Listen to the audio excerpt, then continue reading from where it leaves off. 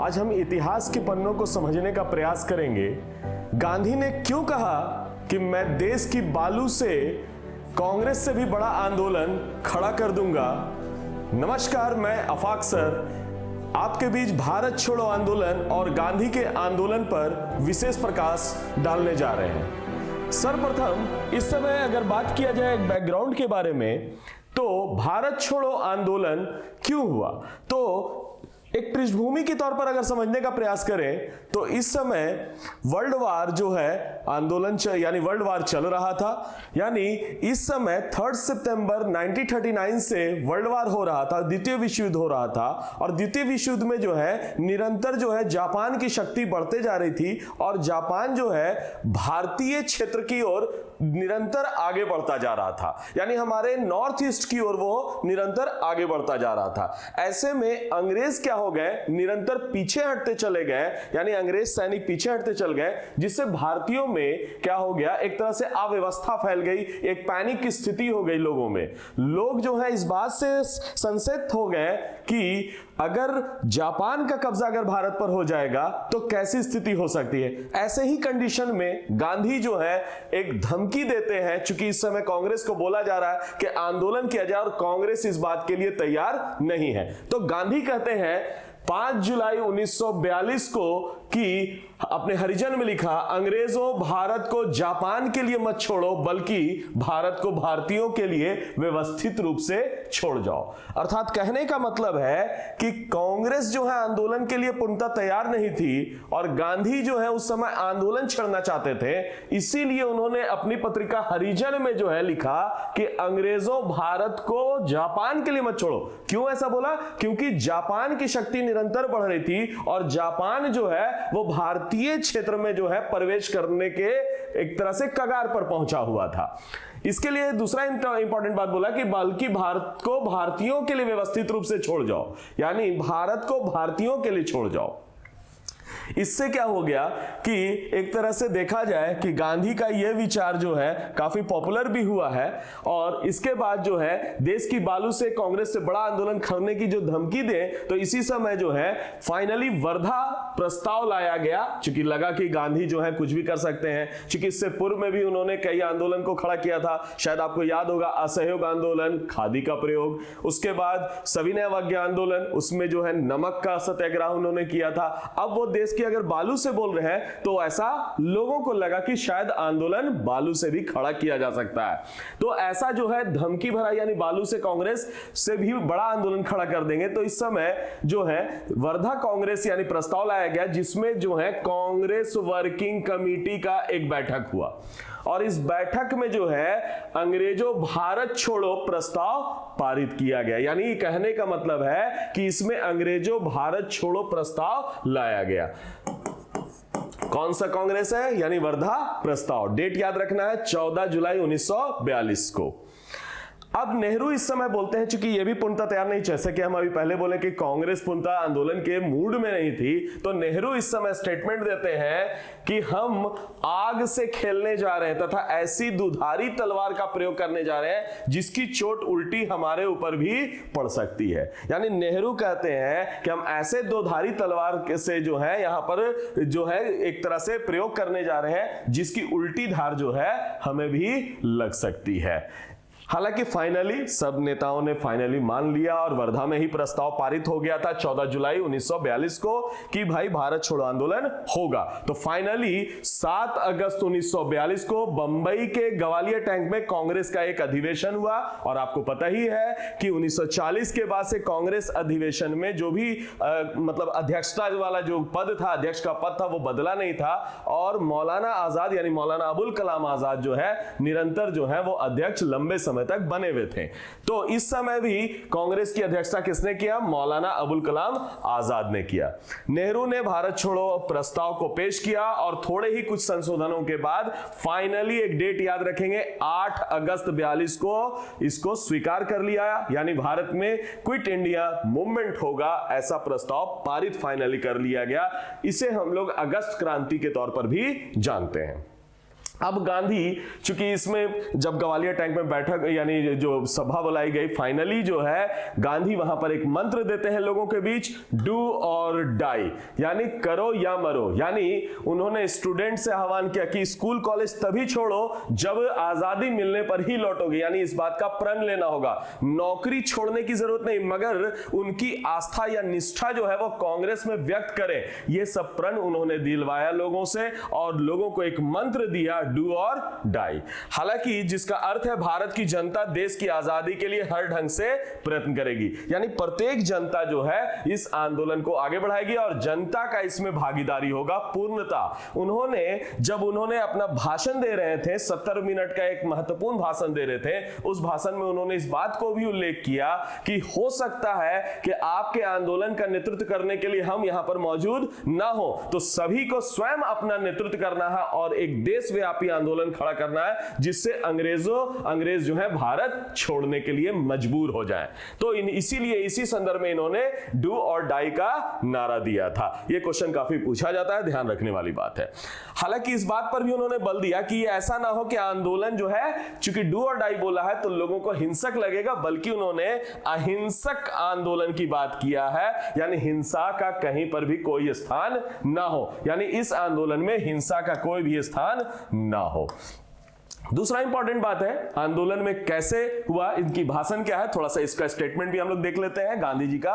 तो आप लोगों में से प्रत्येक व्यक्ति अब से स्वतंत्र व्यक्ति समझना चाहिए, यानी आप ओजतापूर्ण भाषण, हमने कहा ही कि गांधी उस समय 70 मिनट का जो भाषण है वो अपने आप में एक अलग ये करता है, लोगों में एक नई ऊर्जा का संचार करता है। तो आप लोगों में से प्रत्येक व्यक्ति को अब से स्वतंत्र व्यक्ति समझना चाहिए, इस प्रकार कार्य करना चाहिए कि मानो आप स्वतंत्र हैं, मैं स्वतंत्रता से कम किसी वस्तु से संतुष्ट नहीं होगा। यानी गांधी जी का मेन पॉइंट क्या है कि वो स्वतंत्रता से किसी भी चीज कीमत पर समझौता नहीं करना चाहते थे, यानी स्वतंत्रता लेकर ही रहेंगे। इसीलिए उन्होंने क्विट इंडिया मूवमेंट बोला, यानी भारत छोड़ो आंदोलन को जन्म दिया।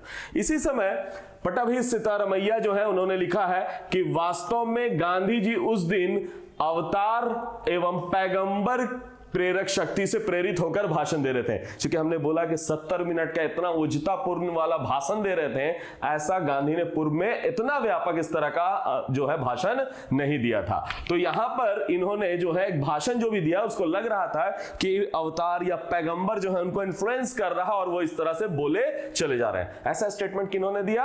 पट्टाभी सीतारमैया। ये सब क्वेश्चंस भी आते हैं सीतारमैया के बारे में, ठीक है। अब है 8 अगस्त की मध्यरात्रि के बाद सरकार ने कांग्रेस के बड़े नेताओं को गिरफ्तार करने की योजना बनाई और 9 अगस्त के अहले सुबह यानी सुबह सुबह जो है ऑपरेशन जीरो आवर, यानी चूंकि गांधी ने पहले ही गेस कर दिया था मंच पर से कि शायद आपका नेतृत्व करने के लिए हम नहीं रहेंगे, अर्थात उनको गिरफ्तार कर लिया जाएगा। गांधी इस बात को समझते थे, इसीलिए गांधी को कहा जाता है कि गांधी एक ऐसे व्यक्ति हैं जो भावी रणनीति को भी पहले से तैयार कर लेते थे। उनकी जो कह सकते हैं कि एक विचार जो है, उनका जो समझ जो है, दूरदृष्टि जो है वो काफी अच्छी थी। समकालीन नेताओं में वो अलग तरीके से सोचते थे। हालांकि 9 अगस्त की सुबह को हमने बताया ऑपरेशन जीरो आवर, जिसके तहत कांग्रेस के सभी बड़े नेताओं को गिरफ्तार कर लिया। अब गिरफ्तारी कहां किसकी हुई, ये एक पीटी का जनरल क्वेश्चन होता है, इसको हम लोग को जानना चाहिए। गांधी जी को पूना के आगा खां पैलेस और कांग्रेस कार्यकारिणी के अन्य सदस्यों को अहमदनगर के दुर्ग में रखा गया। हालांकि सरोजिनी नायडू और कस्तूरबा गांधी को भी आगा खां पैलेस में ही कैद किया गया था।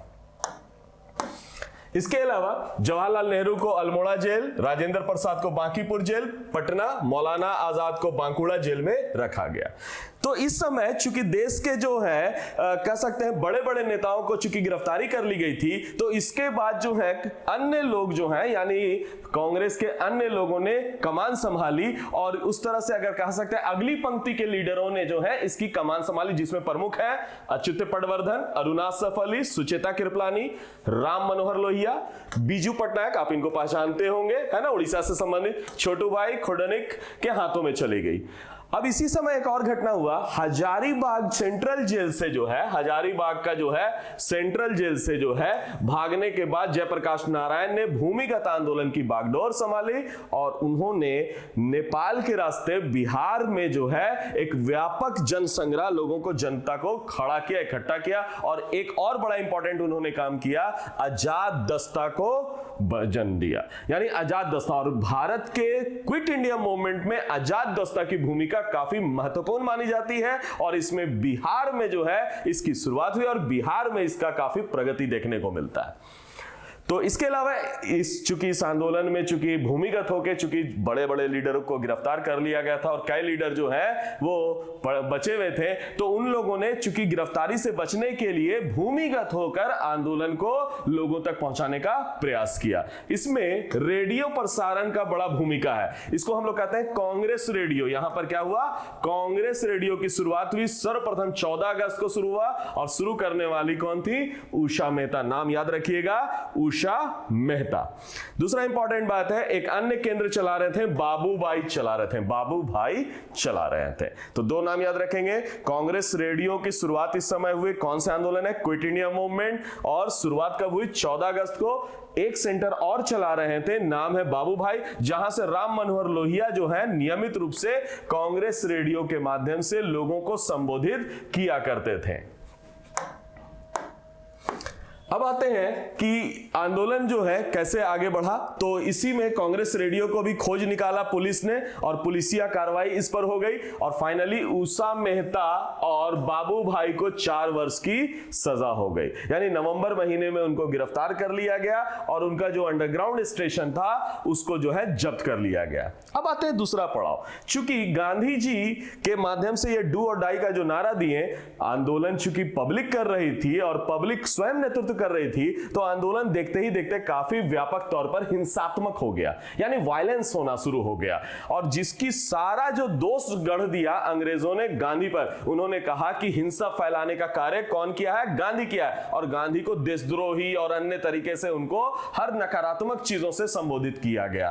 फाइनली इसी कारण से गांधी काफी नाराज हो गए और इसी नाराज, चूंकि गांधी ने अपने जो डू और डाई का मंत्र दिया था, उस मंत्र में उन्होंने हिंसा के बारे में उन्होंने कहीं पर उल्लेख नहीं किया था, बल्कि उसे अहिंसा के दायरे में ही कहा था कि अहिंसा के दायरे में ही आंदोलन किया जाएगा। इसी कारण से गांधी जो है क्या कर लिए, 10 फरवरी 1943 से गांधी जी ने 21 दिन का उपवास शुरू कर दिया, जिस पर पूरे देश में काफी प्रभाव पड़ा। क्यों? क्योंकि गांधी काफी वृद्ध हो चुके थे और गांधी का स्वास्थ्य काफी खराब होने लगा धीरे धीरे। तो जनता ने सरकार पर गांधी जी को रिहा करने के लिए दबाव डाला। विदेशी समाचार पत्र और संस्थाओं ने भी गांधी को रिहा करने पर जो है वहां की ब्रिटेन की सरकार पर दबाव डाला। फाइनली इस बात को लेकर चर्चिल बोलता है, चर्चिल का एक स्टेटमेंट बहुत मशहूर है यहां पर, कि हम दुनिया में हर जगह जीत रहे हैं। तब ऐसे समय एक कमबख्त बुढ़े कहने का मतलब गांधी जी को कहा जा रहा है कि समझ कैसे झुक सकते हैं जो सदियों से हमारा दुश्मन रहा है। इस बात को काफी हाईलाइट मिला है, काफी इंपॉर्टेंट माना गया। हालांकि फिर भी फाइनली जो है और भी कई घटना हुई जो 2 पीटी का और क्वेश्चन याद रखेंगे। सर मोदी, एन सरकार और आने ने इस्तीफा दे दिया, जो ये वाइसराय के कार्यकारिणी में भी सदस्य के तौर पर थे। इस प्रकार से जो है इन्होंने क्या कर दिया, वहां पर से इस्तीफा दे दिया। इसके अलावा गांधी जी इस दौर में चूंकि काफी बूढ़े भी हो चुके हैं और इस दौर में गांधी जी की पत्नी यानी कस्तूरबा बाई का जो है निधन हो चुका है और उनके एक निजी सचिव थे महादेव देसाई, उनका भी निधन हो चुका। अर्थात गांधी अब बिल्कुल अकेले पड़ गए। अब है इस समय जो चूंकि जनता का शासन खड़ा होने लगा था, चूंकि लॉ एंड ऑर्डर जो है बड़ा खराब हो चुका था, जनता हर जगह आंदोलन कर रही थी और सत्ता पर कब्जा कर रही थी। इसी तरह से कई जगह पर पैरेलल गवर्नमेंट भी देखने को मिलता है, जो 1942 के समय में देखा जा सकता है। इसमें से 3 जगह का नाम हम लोग को बड़ा इंपॉर्टेंट याद रखना होगा। बलिया है, तामलुक है और एक है सतारा। तो तीनों के बारे में हम लोग बिंदुवार चर्चा करते हैं। प्रथम समानांतर सरकार जो राष्ट्रीय सरकार है वो चित्तू पांडे के नेतृत्व में बलिया में खड़ी हुई। जो बलिया जो है यूपी यानी गाजीपुर के क्षेत्र पे इसका प्रभाव पड़ा और यहां पर लगभग 10 पुलिस स्टेशनों पर जो है विद्रोहियों का यानी जो क्विट इंडिया मूवमेंट कर रहे थे, जो आंदोलनकारी थे, उनका जो है कब्जा हो गया। तामलुक बंगाल के मिदनापुर जिले में पड़ता है। यहां पर राष्ट्रीय सरकार 1944 तक चलती रही और यहां की जो सरकार है को जातीय सरकार के नाम से जाना जाता है। तामलुक की एक महत्वपूर्ण घटना है 73 वर्षीय मतांगनी हाजरा जो है वो एक किसान विधवा महिला है जो अब जिन पर पुलिसिया कार्रवाई हो रही है और उन्होंने अपने राष्ट्रीय ध्वज को जो है झुकने नहीं दिया। ये घटना जो है लोगों तक जो है काफी तेजी से प्रसार हुआ, उनकी बहादुरी की जो चर्चाएं जो है काफी दूर तक पहुंची।